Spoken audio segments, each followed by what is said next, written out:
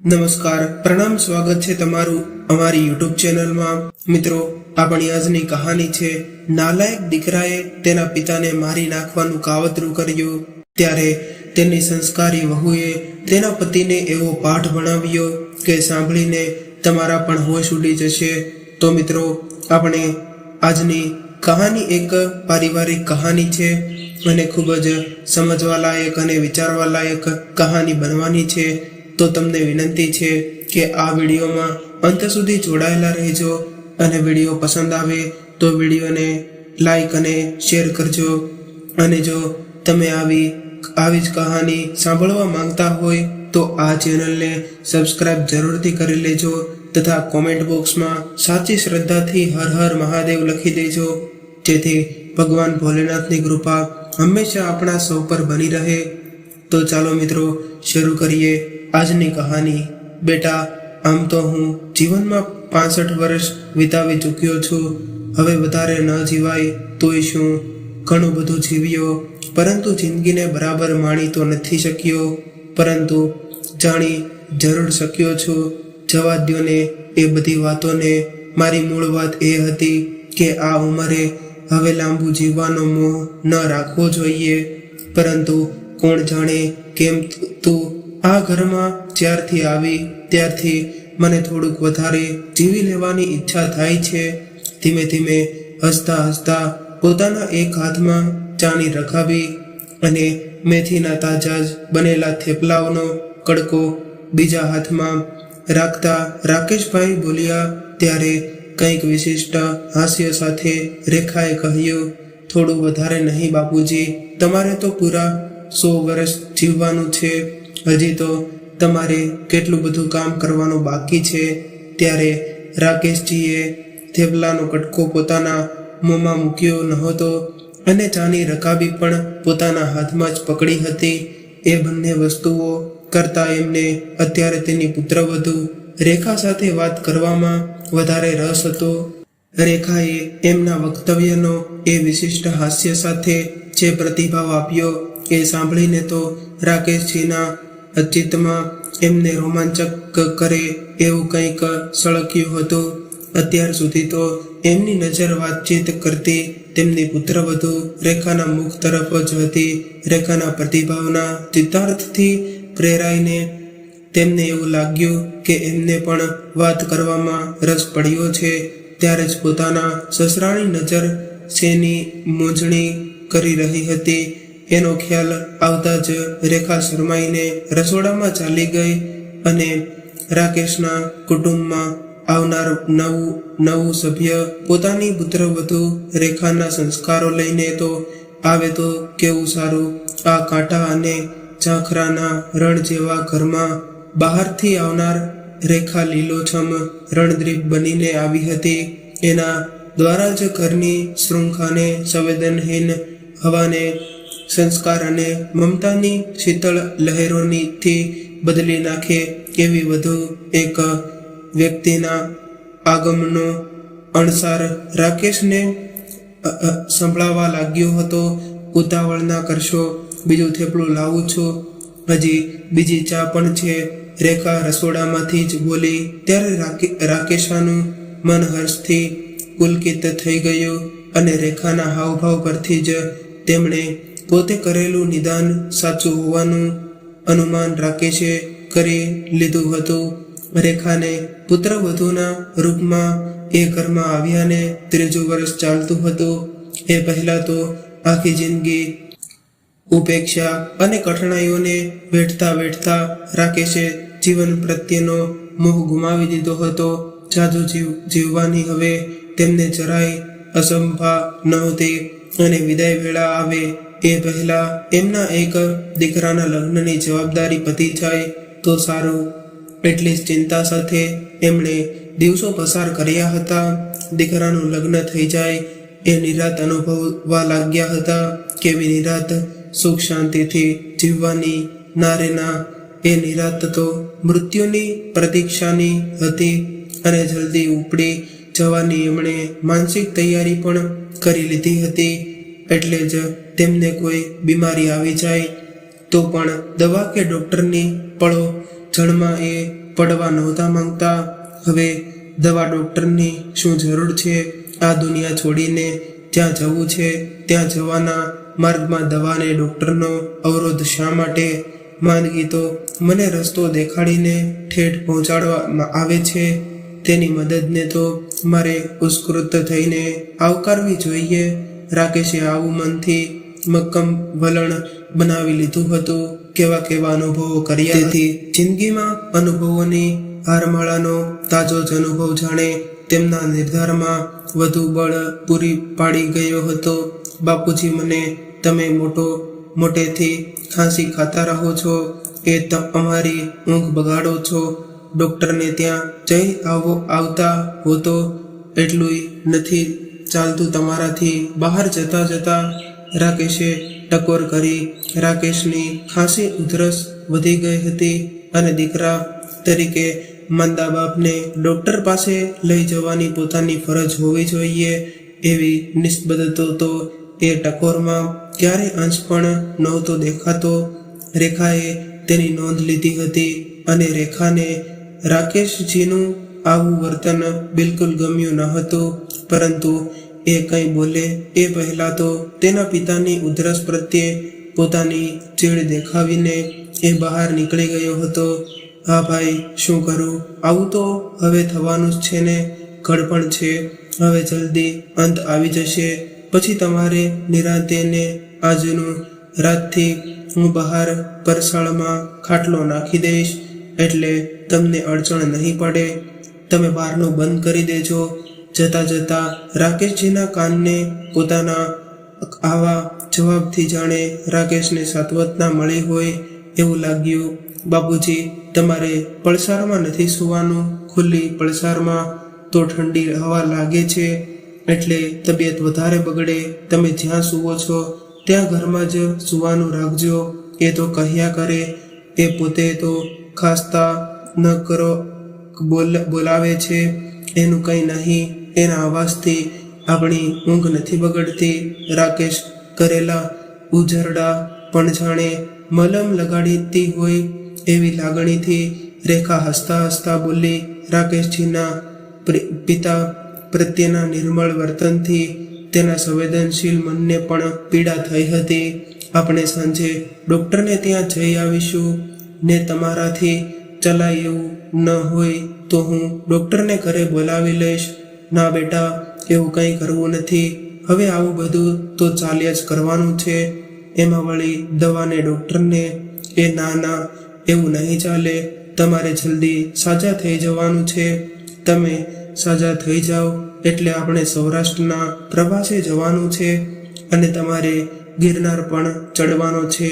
રમૂજીનો ભાવ ચાલુ રાખતા રેખાએ કહ્યું. તોય રેખા જબરી મશ્કરી કરે છે.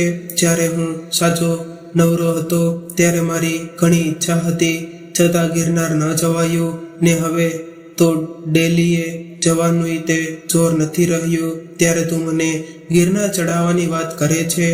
હા, તમને ગિરનાર પર ચડાવવાના છે અને બીજે બધે પણ લઈ જવાના છે. બધી જાત્રાઓ પૂરી કરવાની છે. તમારાથી ચલાય નહીં એ તો હું જાણું છું, પરંતુ તબિયત સારી હોય તો કાવડમાં બેસીને તો જવાય ને. રેખાની રમૂજ પર રાકેશ ખાંસતા ખાંસતાય મોઢેથી હસી પડ્યા અને બોલ્યા. કાવડમાં કોણ ઉચકશે કાવડ? તું ને તારા પતિદેવ. રાકેશ તો પાણીનો પ્યાલો આપે એવો નથી, એ કાવડ ઉચકશે. પિતાજી, તમે જુઓ તો ખરા, એ ઠેકાણે આવી જશે. એમ નહીં, ક્યારેય તો કડપણ આવવાનું જ છે ને. એવું કોણ સમજે છે? રેખા દીકરી, એવી અક્કલ જો વહેલાસર આવતી હોય તો મા બાપની ઉપેક્ષાના કેટલાય કરુણ કિસ્સા છાશવારે પેપરમાં આવે છે. એ ન આવતા ને. રાકેશ નિશાસો નાખતા હોય એમ બોલ્યા. બાપુજી, તમે ધીરજ રાખો, બધું બરાબર ને થઈ જશે. હું છું ત્યાં સુધી તમારે કંઈ ચિંતા કરવાની જરૂર નથી. રેખાના કથનમાં દેખાતી દૃઢતા અને પ્રતિબદ્ધતા જોઈને રાકેશજી દંગ રહી ગયા અને આશ્ચર્ય ભાવ સાથે રેખાના મુખ સામે તાકી રહ્યા હતા. અને તેમની નજરમાં ફક્ત પ્રશંસા જ નહીં, એક પ્રકારની લાક્ષણિક ભાવ પણ હતો. અને પુત્રવધુના રૂપમાં તેમના ઘરમાં સ્ત્રી નહીં, પણ જાણે સાક્ષાત દેવી આવી હતી. રાકેશ મનોમનને વંદન કરી રહ્યા હતા. રેખા લગ્ન કરીને આવ્યાના 6 મહિનામાં જ રાકેશજીને આવા સુખદ અનુભવો થવા લાગેલા કે તેમના જીવનના આટલા લાંબા પટ ઉપર તેમણે જે અનુભવેલું એ કરતા સાવ અલગ એવા અનુભવોથી ક્યારેય એમને એવું લાગતું કે પોતે સ્વપ્નલોકમાં તો નથી ને આવી ચડિયાને. કારણ કે એ નાના હતા ત્યારથી આવા આત્મીયતા ભર્યા માધુર્યનો ભાવે જ અનુભવ કર્યો હતો. રેખાના વર્તનમાં કૌટુંબિક વ્યવહારનું માત્ર ઔપચારિક ફરજબાજ નથી, પણ એના અંતંગ સુદ્રગ્યનો સ્પર્શ જ વધારે છે. એના દ્વારા સતત થતા રહેતા મમતા ભર્યા વ્યવહારથી રાકેશને ધીમે ધીમે પ્રતીતિ થવા લાગી હતી કે રેખા આવી ત્યારે શરૂઆતમાં તો પુત્રવધુના આગમન વિશે રાકેશજીને બહુ ઉત્સાહ કે ઉમળકો નહોતો. જે કંઈ હતું તે પુત્રવધુને પરણાવવાનું પારિવારિક અને નૈતિક કર્તવ્ય બજાવ્યાનું માનસિક સમાધાન હતું.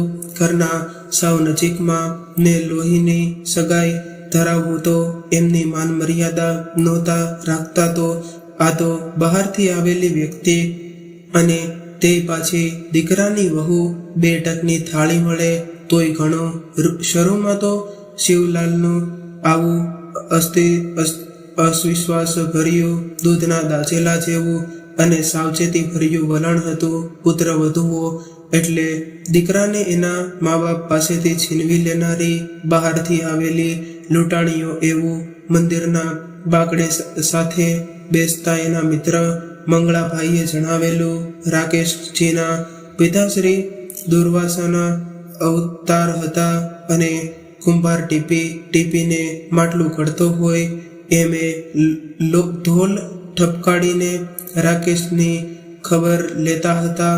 અને માં જોકે સ્વભાવે ગરીબડી હતી, પણ જહાલ સ્વામી સામે તે અસહાય હતી. પતિને માન્ય ન હોય એવું કંઈ કરવાનું સાહસ એમનામાં નહોતું. એને રાકેશની માયા હતી, પણ ક્રોધી અને વૃક્ષ પતિના ગ્રંથિ એ ઘણું ખરું અવ્યક્ત જ રહેતી. એ ગુજરી ગઈ ત્યારે રાકેશ 14 વર્ષના હતા. હાઈસ્કૂલનું શિક્ષણ પૂરું કરી એ પહેલા એમના પિતા પણ મૃત્યુ પામ્યા. પછી ભણતર મૂકીને એમણે શાંતિલાલ શેઠની પેઢીમાં એમણે સામાન્ય નોકરી કરવા માંડી અને નવરાશ મળે ત્યારે શિખાઉ તરીકે જામયત રામની સાથે કર્મકાંડની વિધિઓમાં પણ જતા. અને આમ સરળ સ્વભાવના ને ખંતીલા હોવાથી તેમને બધે સારો આવકાર મળતો. એમનું ગાડું ગબડતું રહેતું અને લગ્નની ઉંમર થતાં તેમની મમ્મીની ભલામણથી તેમના લગ્ન પણ થઈ ગયા. આમ તો એમની પત્ની પણ સામાન્ય પરિવારમાંથી જ આવી હતી, છતાં તેમની ગુરુતાર ગ્રંથિ મોટા લોકોની કન્યાને પણ ટપી જાય એવી હતી. અને અહંકારીને નખટ માયાવતીને સિદ્ધાદારા અને રાકેશ નમાલા જેવા લાગતા. અને એની અપેક્ષાઓ સામે રાકેશનો પન્નો તૂટી પડતો. એટલે તક મળે કે તરત જ તેને ઘણું ખરું સંભળાવી દે. સામાન્ય બાબતમાં પણ તક ઊભી કરીને તે રાકેશને પરેશાન કરવાનું ચૂકતી નહીં. મિત્રો, રાકેશનો સંસાર આવો હતો. પત્ની તરફથી થતી પજવણી સરસ અને ઢીલા સ્વભાવના રાકેશ કડક કઠણ થઈને સહન કરી લેતા. પરંતુ લગ્ન કરવાની કુબુદ્ધિ તેમને શું કામ થશે એવો પ્રશ્ન તો એમને કાયમ માટે સતાવતો રહ્યો. માયાવતીને તો વાંજિયા મહેણનું ટાળવું પૂરતી જ રાકેશની ગરજ હોય એમ ઘરમાં રાકેશનો ઘોડિયું બંધાતાની સાથે જ માયાવતીની માયા જાણે પરાકાષ્ઠાએ પહોંચી ગઈ હતી. હવે તો રાકેશ તેને સાવ તુચ્છ લાગવા માંડ્યા હતા. મિત્રો, રાકેશજીનું નસીબ તો જુઓ, તેમનો દીકરો રમેશ પણ તેમની મા પર ગયો હતો ત્યારે તો કશાય મોજ શોખ વગરનો અને ગધા મજૂરી વાળું જીવન જીવીને રાકેશજીએ ઉછેરવાની જવાબદારી નિભાવી. પરંતુ બાપ દીકરા વચ્ચેનો સંબંધ એક માર્ગી વાહન વ્યવહાર જેવો જ રહ્યો. એની તમામ જરૂરિયાતો માટે રમેશ તેની માને જ કહેતો અને તેની ના હુકુમથી રાકેશ રમેશની બધી સગવડ સાચવતા અને અપડેટ રહેવાના શોખીન રમેશને ધોતિયું જબ્બો ટોપી પહેરવાને ઓછું ભણેલા સીધા સાદા બાપનું વ્યક્તિત્વ જરાય ગમ્યું નહીં. માં એને વ્યવસ્થિત અને હોશિયાર લાગતી અને બાપ ગમાર જેવો. જોકે ભણવામાં કંઈક ઠીક હોવાથી રમેશ સારી રીતે બીકોમ થઈ ગયો હતો અને નસીબ જો કે એને સારી નોકરી પણ મળી ગઈ હતી. પરંતુ સારી નોકરી મળતા જ એના અહમનો પણ ઝડપથી વિકાસ થવા લાગ્યો હતો. માની જેમ પોતાના બાપને ઉતારી પાડવામાં એને કોઈ મર્યાદા ન નડી હતી. રમેશને નોકરી મળીને થોડા સમયમાં જ તેની માતા માયાવતી ઝેરી મેલેરિયાનો ભોગ બની અને ગુજરી ગઈ. રમેશની નોકરી સારી હોવાથી તેનું લગ્ન જલ્દી ગોઠવાઈ ગયું અને ત્યાં સુધી તો રમેશે જ રસોઈથી માંડી ઘરકામની અન્ય જવાબદારી પણ સંભાળી હતી. પરંતુ તેના દીકરાએ કદી પોતાના બાપને મદદ કરવાની ગરજ દેખાડી નહીં અને આમ કડવા ઘૂંટડા પીતા પીતા જ રાકેશ 65 વર્ષ વટાવી ચૂક્યા હતા. 65 વર્ષની ઉંમર કંઈક બધું મોટી તો ન કહેવાય, પરંતુ બધા જ પ્રકારની પ્રતિકૂળતાઓએ એમને 65 વર્ષની વયે પણ 75ના હોય તેવા દેખાડતા કરી દીધા હતા. લગ્નની બાબતમાં એમણે જે પણ રસ લીધો તે પણ જાણે એક ઔપચારિકતા પતાવતા હોય એમ જ કોઈ પણ પ્રકારના અંતગ્રસ વગર જીવનના સંઘર્ષમય અને ઉપેક્ષાભર્યા અનુભવોએ તેમના મનમાં એટલી હદે કડવાશ ભરી દીધી હતી કે ઘરમાં પુત્રવધુ આવતા અત્યાર સુધી થયેલા અનુભવો કરતા કોઈ જુદો અનુભવ થશે એવી આશા તેમના મનમાં જન્મી જ ન હતી. અને પુત્રવધુ તો એમના પતિને જ અનુસરશે અને એકના બદલે ઘરમાં ફરી 2 વ્યક્તિઓની મુનસફી વેઠવી પડશે. એ દશેશર રાકેશના લગ્નની વાત શરૂ થઈ ત્યારથી જ તેમના મનમાં ઘરની કરી ગઈ હતી કે પુત્રવધુના આગમન પછી પણ 1 મહિના સુધી તો તેમણે ઘરમાં પોતે બહારની વ્યક્તિ હોય એવી અલિપ્તતાના ભાવ સાથે જ વિતાવ્યા હશે. વિશેષ કશી નસીબ રાખ્યા વગર સમય કાઢવા માંડેલો ત્યારે રેખાના શુદ્ધ વર્તન વિશેષ પણ એમનું એક ચોક્કસ અનુમાન હતું. વહુ ઘરમાં નવી હોય ત્યાં સુધી સાચવીને વર્તે, પણ સમય જતા એ રીઢી થાય એટલે પોતાનું અસલ સ્વરૂપ પ્રકાશે. રેખાની સલુકાઈને પણ રાકેશે રીતે મૂંઝાયેલતા હતા.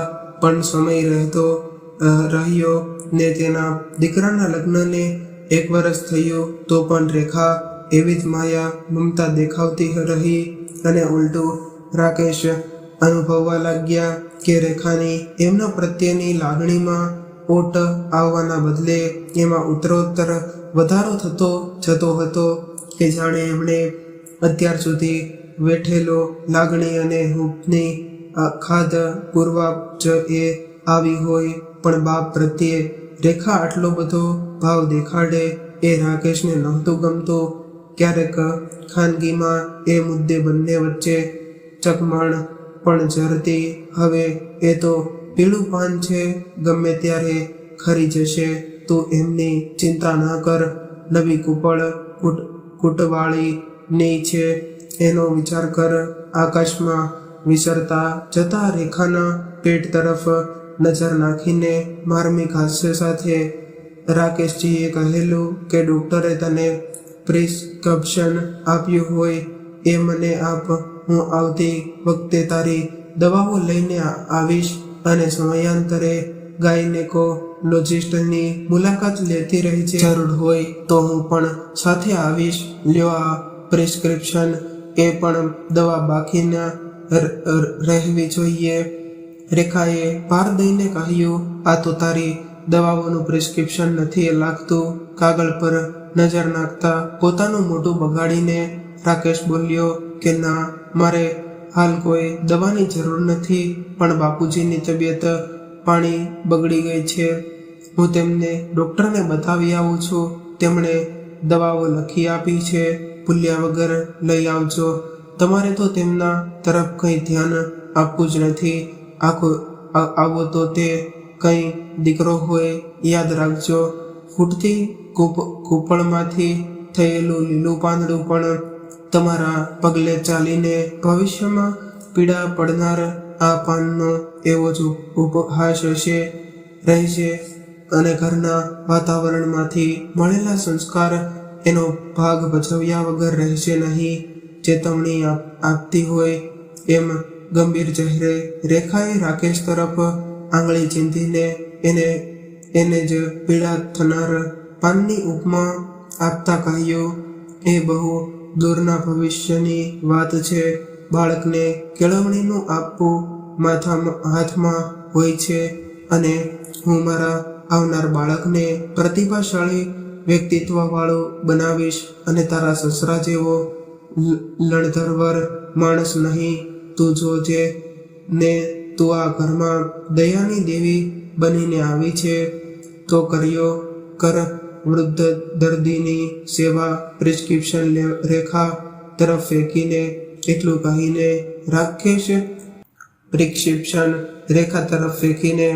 એટલું કહીને રાજેશ નીકળી ગયો અને આ જોઈને રેખા તો સ્તબ્ધ રહી ગઈ અને તેના પોતાના સંસ્કારોના માપદંડથી તો રાજેશનું વર્તન એના માટે કલ્પના ન કરી શકાય એવું બેદુહ હતું.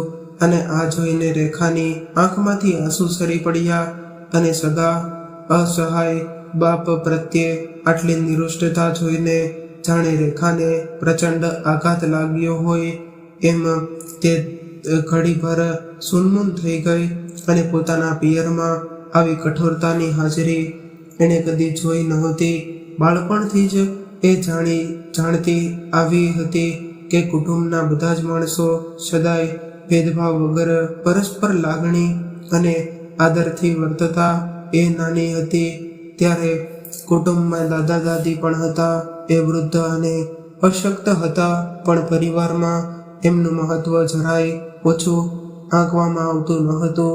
ઘરમાં નાના બાળકથી લઈને વડીલ સુધી કોઈની પણ ઉપેક્ષા તો થતી જ નહીં. અને સુમેળ, સદ્ભાવ અને સ્નેહની આબોહવા ઘરના વાતાવરણને સદાય આરામદાયક રાખતી અને પેઢીઓથી ચાલતી આવેલી સંસ્કારિતાની આવી ભરી પાટીમાં ઉછરેલી રેખાને રાજેશનું વલણ અભદ્ર અને અસહ્ય લાગે. એ સ્વભાવ જ હતું રાજેશના. વ્યવહારથી આવા માણસ સાથે પોતાની જિંદગી જોડાય એનો વસણવો પણ હવે એને થવા લાગ્યો હતો. મનમાં કંઈક ભય પણ ઊભો થયો કે ભવિષ્યમાં કોઈ કારણે હું અસમક્ષ બની જાઉં તો આ માણસ મારી સાથે કેવો વ્યવહાર કરશે. રેખા શ્યામ અને પગે સહેજ ખોડવાળી હતી, તેથી જ મારે MA સુધીનું શિક્ષણ હોવા છતાં આવા ઘરમાં આવવું પડ્યું. રાજેશનું ઘર તો સરખામણીમાં સાવ સામાન્ય જ હતું. ઘર સરખા મોભાનું નહોતું. એનું એના પિયરમાં બધાને દુઃખ તો હતું જ, પણ છોકરીની સારી નોકરીમાં જ એમને સંતોષ હતો. એના રિઝલ્ટની વાટ જોયા વગર દીકરીને પરણાવી દીધી. એમનો વાક દીકરી કુંવારી ન રહી જાય એની ચિંતામાં આવેલી તકબા બાપુજી ગુમાવવા નહોતા માંગતા ને એમની ચિંતા દૂર કરવા હું પણ ઉત્સુકતા હતી. એમને મારા તરફની ઉપાધિમાંથી મુક્ત કરીને એ નિરાત અનુભવતા થાય એવી ભાવનાથી પ્રેરાઈને જ મેં પણ હા કહી દીધી હતી. નહીં તો મારે તો લેક્ચરર થવું હતું. બીએમાં તો સારી ટકાવારી સાથે ફર્સ્ટ ક્લાસ થઈ ગઈ હતી ને એમાં પણ એવું જ સારું પરિણામ આવવાની ખાતરી હતી. પણ શું થાય, કિસ્મત માણસને ક્યારની સાથ લઈ જાય છે. રેખાને તે દિવસે પહેલી જ વાર હતાશા ઘેરી ગઈ અને રેખાની સારી સેવા અને ડાયટ્રી ઉપચારની રાકેશ થોડા દિવસમાં સાજા થઈ ગયા અને દવા અને ડૉક્ટરની સારવાર કરતા રેખાની લાગણીનો ઉપચાર અને વધારે કારગર નીવડ્યો એ વિશે રાકેશને જરાય શંકા નહોતી. રેખા નાની નાની બાબતોમાં પણ એમની કાળજીપૂર્વક સંભાળ લેતી. સસરા નહીં પણ પોતાના પિતા જ હોય એમ રાકેશ પ્રત્યે આત્મીયતા દેખાવતી રહેતી. એમ એની મનોવૈજ્ઞાનિક અસર જ રાકેશ માટે રામબાણ ઈલાજ બની ગઈ હતી. નહીં તો જીવવાની ઈચ્છા ગુમાવી બેઠેલા અને નિષ્કૃષ્ટ પુત્રના આશ્ચર્ય પડેલા રાકેશ રેખા ન હોત તો માંદગીને જ સ્વજન ગણીને એની સાથે જ ચાલી નીકળ્યા હોત. બાપુજી, હવે આપણે પ્રવાસની તૈયારી કરીએ. મને પણ થોડું ફરી આવવાનું મન થયું છે. હમણાં જવાનું એવું છે, પછી નહીં નીકળાય. રાકેશ સજા થયા પછી એક દિવસ એમની સાથે હિંચકા પર સાથે બેસતા રેખાએ શરમાતા સૂચન કર્યું. ત્યારે રાકેશ હસ્યા એટલે રેખા તરત જ બોલી, હમણાં તમારી તબિયત સારી છે ને? હવામાન પણ અનુકૂળ છે માટે કહું છું. તમે શું સમજ્યો એવું કહીને રાકેશ ફરી હસ્યા ને તરત જ મુખ પર ગંભીરતા લાવીને બોલ્યા, તમે બે જઈ આવો ને વચમાં મારા જેવા ગરડા માણસની શું જરૂર છે? હું અહીં આરામ કરીશ. પડોશી સારા છે, એ મારું ધ્યાન રાખશે. તમારે મારી કઈ ચિંતા કરવાની જરૂર નથી. પિતાજી, એવું ના બોલો. તમને લઈને જ જવાનું છે, નહીં તો મારે નથી જવાનું. લાડમાં છણકો કરતા રેખા બોલી, સારું ભલે, ચાલો જઈએ. બાકી મારે વળી આ ઉંમરે ને તું સમજતી નથી બેટા. રાજેશને તમારી સાથે મારી હાજરી નહીં ગમે. કંઈક અસ્વસ્થતાના ભાવ સાથે રાકેશે પોતાનો નિખાલસ પ્રતિભાવ આપ્યો.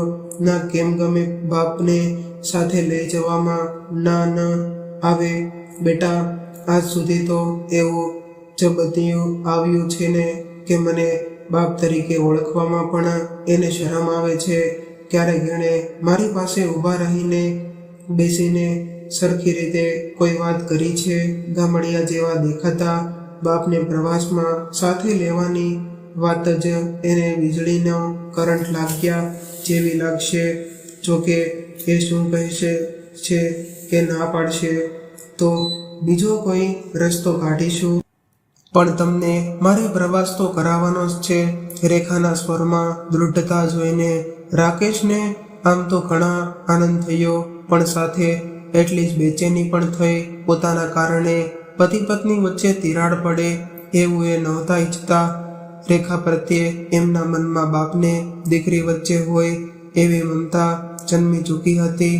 તેથી જ બાપ જેમ દીકરીના સુખનો વિચાર કરે એમ રાકેશ પણ હવે તેમના રેખાના સુખને પણ મહત્વ આપતા હતા. રેખા રાજેશની મરજી વિરુદ્ધ જઈને એમના તરફ વધારે ધ્યાન આપતી અને એનાથી પણ એ ચિંતિત રહેતા. રાજેશ એવો મિથ્યાભિમાની દીકરો એવા જ કોઈ મુદ્દે રેખા સાથે ઝઘડી પડે એવો ઉચાટ એમને રહેતો અને એ અવારનવાર રેખાને કહેતા પણ ખરા કે તું રાજેશનું ધ્યાન રાખ. તમારે સાથે જિંદગી જીવવાની છે. તમારા બંને વચ્ચે સુમેળ હોય તો ધર્માય સારું વાતાવરણ રહે અને તમે બંને જીવનમાં સુખ શાંતિથી આગળ વધી શકો. મારી ચિંતા છોડ. હું તો પાકું પાન ના બાપુજી.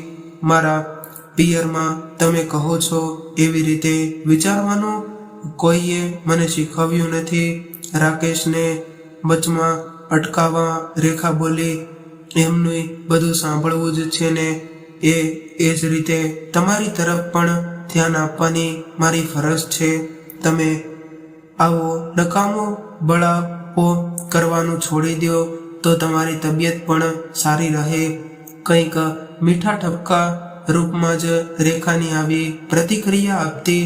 રાત્રે ભોજન વગેરે પતી ગયા પછી નિરાંત મળતા રેખાએ રાજેશ આગળ પ્રવાસની વાત કાઢી. પણ ઘરડા ઘરમાંથી એકાદ બેને દત્તક બાપ તરીકે લઈ આવજે, તને એ વગર ચેન નહીં પડે. રાજેશના રોષની માત્રા વધતી જતી હતી. ભણેલી ગણેલી તારા જેવી યુવતી આવું જૂનવાણી માણસ ધરાવતી હોય એ હું કલ્પી ન શક્યો. તું એમને લઈને જઈ આવ પ્રવાસે, મારે નથી આવવું. ગુસ્સામાં ને ગુસ્સામાં રાજેશ ઊભો થઈ ગયો ને ચંપલ પહેરી પાનના ગલ્લા તરફ ચાલી નીકળ્યો. પણ એમને લઈ જવા પડશે, એમને ગિરનારના દર્શન કરાવવાના છે. મેં બાધા રાખેલી છે. બાપુજીની પ્રસન્નતાથી આપણને એના સારા આશીર્વાદ પણ મળશે. વડીલોના આશીર્વાદ. તું આખી જિંદગી એ જ કામ કર્યા કરજે. ડોસાને રસ્તામાં કંઈ થઈ જાય એટલે આપણી તો બધી મજા જ બગડી જાય ને. મને આપણા જેવા યુવાન નવપરિણીત દંપતી વચ્ચે આવા વૃદ્ધ માણસની અડચણ શું કરવા જોઈએ? તને ખરા તુક્કા સૂજે. અને રાજેશ ચીડાઈને બોલ્યો. રાજેશના ચહેરાનો ભાવ ક્ષણભરમાં જ બદલાઈ ગયો અને બોલ્યો કે એમની હવે પ્રવાસ કરવાની ઉંમર છે, તબિયતના કોઈ ઠેકાણા નથી અને પ્રવાસ કરવો છે. રાજેશ રમૂજમાં બોલ્યો, હું તેની વાત નથી કરતી. સહેજ છેડાઈને રેખા વચમાં જ બોલી, 3 એટલે હું તમને બાપુજી જઈને મારી પણ ઈચ્છા છે કે આપણે બંને થોડું ફરી આવીએ હમણાં થોડા વખત. તેથી જ બહાર નીકળવામાં વાંધો નહીં આવે. હવામાન પણ અનુકૂળ છે. રેખાના સૂચન પર ઉત્સાહ દાખવવામાં રાજેશે હકારાત્મક વલણ બતાવ્યો. 2 નહીં, આપણે 3 રેખાના ઉદર તરફ નજર નાખીને રાજેશે કહ્યું. ત્યારે રેખા અવાક બનીને જોતી જ રહી ગઈ. જન્મદાતા પ્રત્યે સંતાનનો આવો નિપુર્ણ વ્યવહાર હોય એ રેખા માટે કલ્પનાતીય હતું. જેવું વર્તન રાજેશના પિતા સાથે કરે છે એવું જે અન્ય કોઈ સાથે પણ કરી શકે છે. મારી સાથે પણ આવા અસંસ્કારી માણસ સાથે જિંદગી કાઢવાની એવા વિચાર માત્રથી રેખા ધ્રુજી ઉઠી. 2 દિવસમાં જ બધી તૈયારી કરીને રેખા સસરા રાકેશને લઈને પ્રવાસે ઉપડી ગઈ અને રાકેશ આનાકાની કરતા રહ્યા. પણ રેખાની લાગણી આગળ એમને છેવટે નમવું પડ્યું. રાજેશની નારાજગીને કારણે કુટુંબને, ખાસ તો રાજેશ અને રેખાના જીવનમાં બંનેના વ્યક્તિત્વ અને અહમની અથડામણમાંથી કોઈ ઉત્પાત ઊભો થવાનો એમને ડર હતો. ખાસ તો પોતે જ એ માટે નિમિત્ત બની રહ્યા હતા કે એ સભાનતા એમને વધારે વ્યતીત કરતી હતી. બાપુજી, હું તમારી દીકરી જ છું એમ સમજો. તમારા સુપુત્ર રાજેશ પાસેથી તમે હવે કંઈ આશા ન રાખશો. મને એમ હતું કે મારા પ્રયત્નો અને સહવાસીથી એમનામાં પરિવર્તન આવશે, પણ મને હવે ખાતરી થઈ ગઈ છે કે કોઈ પણ પાણીએ આ મગ ચડે એમ નથી. એટલે તમારા ઘરમાં આવેલી આ નવી દીકરી રેખા પર તમે નિશ્ચિત થઈને પૂરો આધાર રાખી શકો છો. રાજેશે કદાચ અજાણતા અને આપણા ભાવિ વિશે સંકેત કરી લીધો હોય એમ લાગે છે. પ્રવાસની માનસિક તૈયારી માટે સસરાને મનાવવામાં રેખા બોલી. એના એ મોધમ કથનમાં કોઈ અમંગળ ઘટનાની આગાહી તો નથી ને? રાકેશને એવું લાગ્યું તો ખરું, પણ એવું હવે આવી પરિસ્થિતિ માટે માનસિક સ્થિતિસ્થાપકતા કેળવતા થઈ ગયા હતા. બેટા, હું તને દીકરી જ ગણું છું. તારા જેવી પુત્ર વધુઓ આજકાલ ક્યાં જોવા મળે છે? તારું દૃષ્ટાંત કદાચ ઘણી નવવધુઓને પ્રેરણા આપશે. રાજેશની તો વાત જ જવા દે. અમારો સંબંધ આમે માત્ર બાયલો નજીક જીવનશાસ્ત્રીય છે અને કૌટુંબિક કે સામાજિક હોય એવું મને કદાચ કદી લાગ્યું જ નથી. પણ મારા કારણે તમારા બંનેના માર્ગ પર કંટક પથરાય એ વાત જ મને ખૂંચ્યા કરે છે. રાકેશ હસતું મોઢું રાખી હળવાશથી બોલ્યા, તમે એ બધી ફિકર છોડો બાપુજી. અમારી વચ્ચે સંસ્કાર, સ્વભાવ, રુચિ, વલણો વગેરેનો મોટો તફાવત છે. કોઈ પણ યુગલ વચ્ચે થોડા મતભેદ હોઈ શકે, પણ જીવન સુમેળવાળું અને આનંદદાયક બનાવવા માટે જે મહત્વના ગુણો જોઈએ એમાં જ તફાવતનું મોટું અંતર હોય તો ગાડી પાટા પરથી ઉતરી પડે છે. એમાં તમારા નિમિત્ત હોવાની કોઈ ભૂમિકા જ નથી. રેખા ગંભીરતાપૂર્વક બોલી રહી હતી કે જાણે પોતાની દહેશત સાચી પડાવવાના ઈંધણ રાકેશને એમ રેખાના કથનમાં દેખાવા લાગ્યા હતા. હરી ઈચ્છા એ મનોમન બોલ્યા. પ્રવાસમાં રેખાએ રાકેશજીના એ કાળજી લીધી કે તે મમત્વ દાખવ્યું કે એ રાકેશજીની કલ્પના બહારનું હતું. જોડીમાં બેસાડીને એમને ગિરનાર દર્શન પણ કરાવ્યા. એમને જરાય તકલીફ ન પડે એ બાબતે એ ચોક્કસ અને સતર્ક રહેતી અને આખી જિંદગીની તત્પરતાનો રેખાના રૂપમાં જાણે એમને વરદાન મળ્યું હોય એવી પ્રતીતિ રાકેશજીને થવા લાગી હતી. રેખા પ્રત્યેના અહોભાવથી એ ગદગદી થઈ ગયા હતા અને 8 દિવસનો પ્રવાસ વધારે લંબાયો. બાપુજી, હવે આપણે સીધા આપણા ઘરે જવાના બદલે મારા પિયરે જઈએ. મારા પપ્પાએ પણ આપણા પ્રવાસની શરૂઆત પહેલા ફોન કરીને મને સૂચવ્યું હતું કે આપણો પ્રવાસ પૂરો થાય મારે તમને ત્યાં તેડી જવા છે. તમારી સાથે થોડા દિવસ ગાળવાની તેમની ખાસ ઈચ્છા છે. રેખાએ પ્રવાસના છેલ્લા દિવસે સસરાને કહ્યું, ભલે જેવી તારી ઈચ્છા. હું તો તારા કારણે આટલો પ્રવાસ કરીને પૂરેપૂરો તૃપ્ત થઈ ગયો છું. જિંદગીના અંતિમ ચરણે મારા જેવાને આવું સુખ ભોગવવું મળશે એવું તો મેં કદી ધાર્યું જ નહોતું. તે તો જાણે મારી સરી જિંદગીનો દોર જ તારા હાથમાં લઈ લીધો છે. ઈશ્વર તો માત્ર સાક્ષી બનીને દૂરથી જોતા હશે. કૃતજ્ઞતાના ભાવ સાથે રાકેશ બોલ્યા કે હું તો દીકરીના પરિવર્તિત થયેલી પુત્રવધૂને પામીને ધન્ય થઈ ગયો. મૃત્યુ જ્યારે આવે ત્યારે ખરું, પણ મારી અમી છાયામાં મારું મૃત્યુ પણ સુખદ હશે એ વિશે હવે મને જરાય શંકા નથી. ભાવાવેશથી ભીની થયેલી આંખો લૂછતા રાકેશજી બોલ્યા, એક સૂચન કરો દીકરી. છાપામાં મારી મરણ નોંધ છપાવે તો દુઃખદ અવસાન નહીં પણ સુખદ અવસાન એવું જાહેરાતમાં મથાળું લખાવજે. રાકેશની રમૂજ પર બંને એક સાથે જ મોટેથી હસી પડ્યા.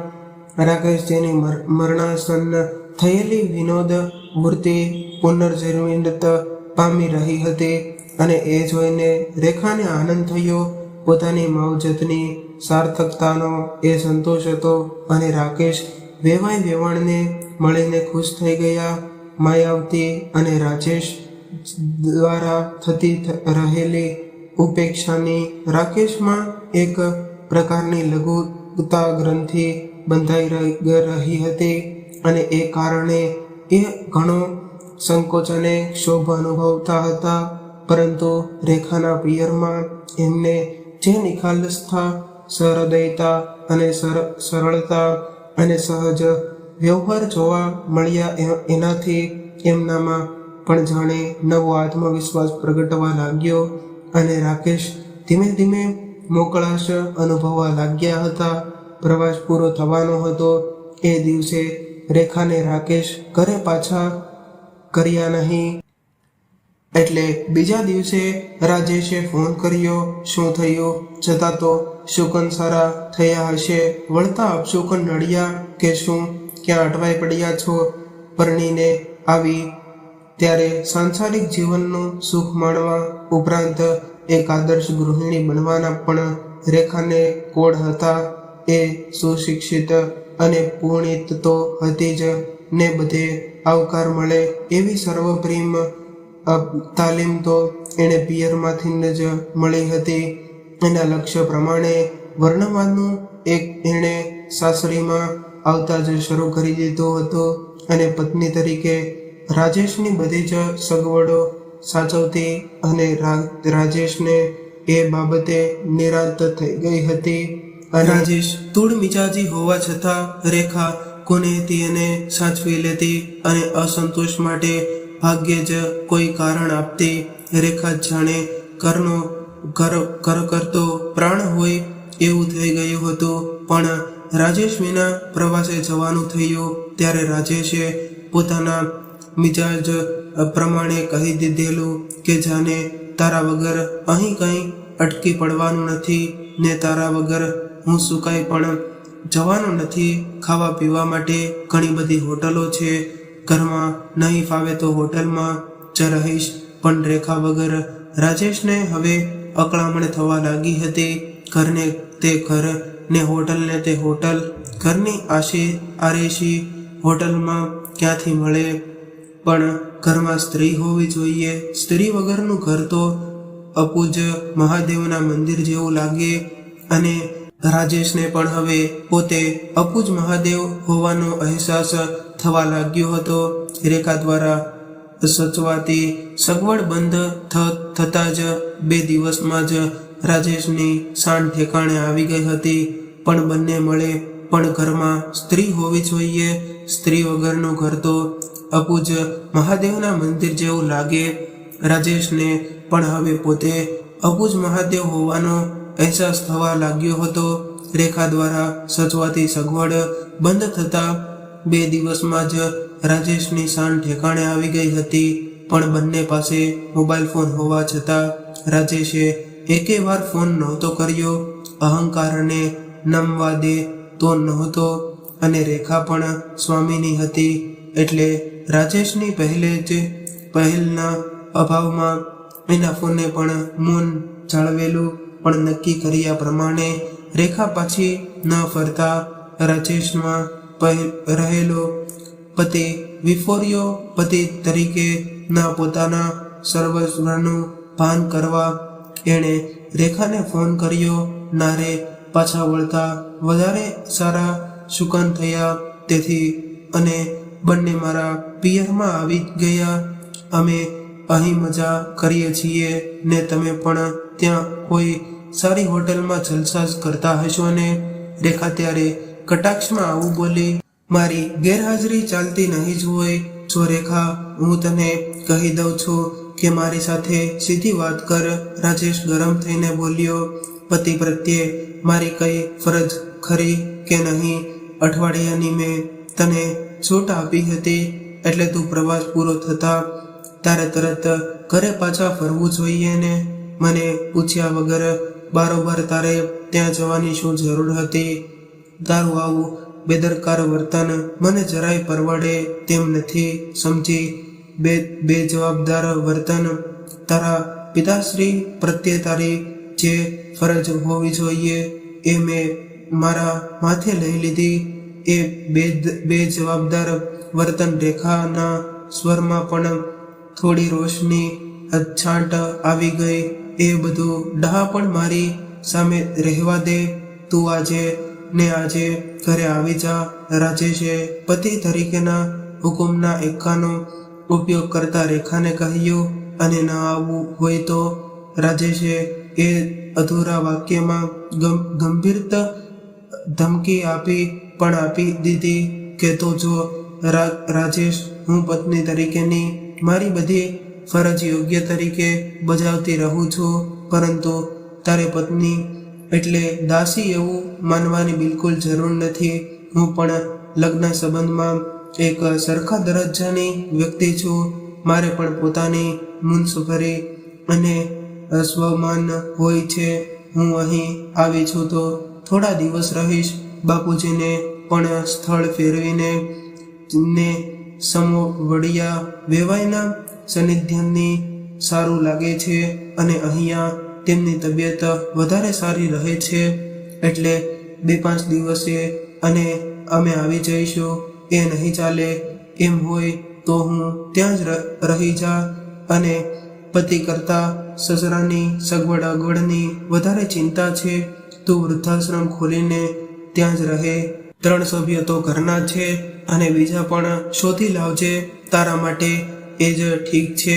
હું મારો વિકલ્પ શોધી લઈશ. તોરમાં મોટા અવાજે રાજેશ બોલતો હતો અને તથાસ્તુ સામેથી એક જ શબ્દ સંભળાયો ને ફોન કપાઈ ગયો. જે કંઈ થયું એનું રાકેશને હવે જરાય દુઃખ નથી. એ જેલ જેવા લાગતા પોતાના ઘરે હવે પાછો ફર્યા નથી અને રેખાની સાથે જ રહે છે. અને રાકેશને સંતાનમાં ફક્ત રાજેશ હતો અને કદાચ આવો દીકરો જ ન હોત તો સારું થાય. અને જિંદગીના છેલ્લા દાવમાં એમણે તેને ખાયો છે પણ એને ખોવાનો રંજ નહીં. હર્ષને એ જ દાવમાં એમને રેખા મળી છે અને પુત્રવધૂમાંથી દીકરીમાં રૂપાંતર પામેલી અમૃતધારા જેવી રેખાની કુખે જન્મનાર બાળક પણ હવે રાજેશનો મનહૂસ પડછાયો નહીં પડે. એ પણ રાકેશ માટે મોટું આશ્વાસન છે. આવનાર બાળકને ઘોડો બનાવીને રમાડવાના દિવસની જ હવે તેમને પ્રતીક્ષા છે. અને રેખાનું તથાસ્તુ જાણે તેમના માટે સર્વોત્તમ વરદાન બની ગયું હોય. તો મિત્રો, આ વિશે તમારું શું કહેવું છે તે કોમેન્ટ કરીને જરૂર જણાવજો. કહાની પસંદ આવી હોય તો વિડીયોને લાઈક કરીને તમારા મિત્રો સાથે શેર કરજો. અને આવી જ કહાની સાંભળવા માંગતા હોય તો આ ચેનલને જરૂરથી સબસ્ક્રાઇબ કરી લેજો. તો ચાલો મિત્રો, હવે ફરી મળીશું એક નવી કહાની સાથે. ત્યાં સુધી તમામ મિત્રોને જય શ્રી કૃષ્ણ, રાધે રાધે, હર હર મહાદેવ. આ કહાનીને પૂરેપૂરી સાંભળવા માટે તમારો ખૂબ ખૂબ આભાર.